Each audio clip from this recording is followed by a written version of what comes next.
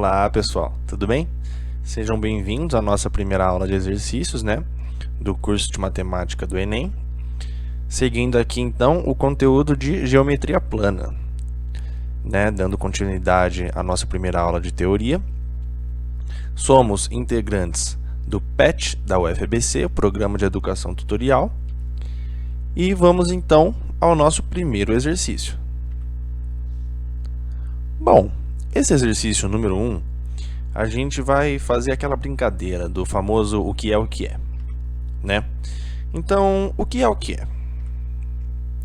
Somos linhas infinitas e possuímos um único ponto em comum. Do que a gente está falando, pessoal? Se a gente lembrar lá da nossa aula de teoria, a gente está falando sobre retas concorrentes, certo? Vamos então desenhar aqui para a gente ver melhor, visualizar melhor do que se trata.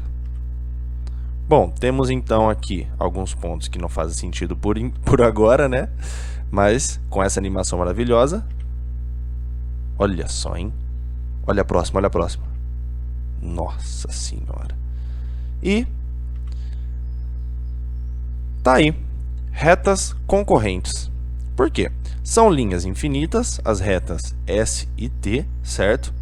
Vocês têm que imaginar que elas terminam no infinito, ou seja, se prolongam até onde vocês nem conseguem imaginar.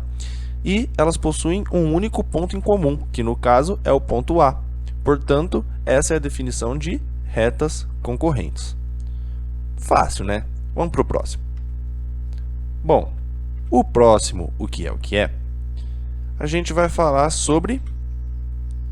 Olha, somos linhas infinitas, mais uma vez, e possuímos todos os nossos pontos em comum. Todos os nossos pontos em comum? Bom, não pode ser nada mais, nada menos do que retas coincidentes, certo? Se a gente lembrar, então, na ilustração aqui, temos aqui S e T, simbolizando as retas, S e T, com infinitos pontos em comum. Então, esses pontinhos pretos, eles são pontos em comum às retas S e T. O que faz a gente pensar, a gente definir que essas retas são o que chamamos de retas coincidentes. Ou seja, é como se fosse uma sobreposta à outra, tendo todos os pontos em comum. E o último, o que é?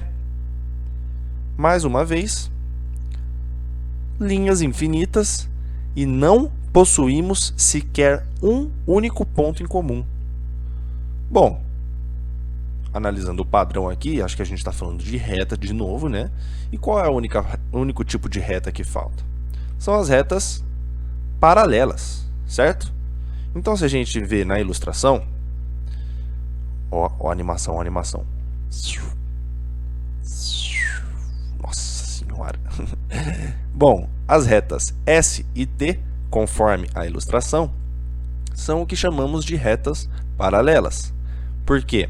São linhas infinitas, ambas as linhas infinitas, que não possuem sequer um único ponto em comum, certo? Então, elas não se cruzam em nenhum momento até o infinito. Bom, seguindo então para o nosso próximo exercício, a gente vai tratar de ângulos. Lembra que a gente viu lá todos os tipos de ângulos e falamos um pouquinho? Aqui, então, uma animação maravilhosa para a gente fazer o nosso primeiro exercício de ângulo. Primeiro e único, Ó, surgiram aí duas retas, as retas S e T, conforme a animação, e já tem um ângulo ali dado, um ângulo de 50 graus entre as retas. Um dos ângulos, entre as retas. Bom, ele vai pedir o valor do ângulo alfa. Este ângulo alfa, só pelo desenho, a gente tem sim recursos para poder descobrir o seu valor. Então, vou introduzir para vocês o conceito de OPV. OPV, opostos pelo vértice. Olha só, se a gente pensar que este ponto em comum entre as retas que no caso são retas concorrentes, trata-se de um vértice, né? A gente consegue distinguir o valor de alfa.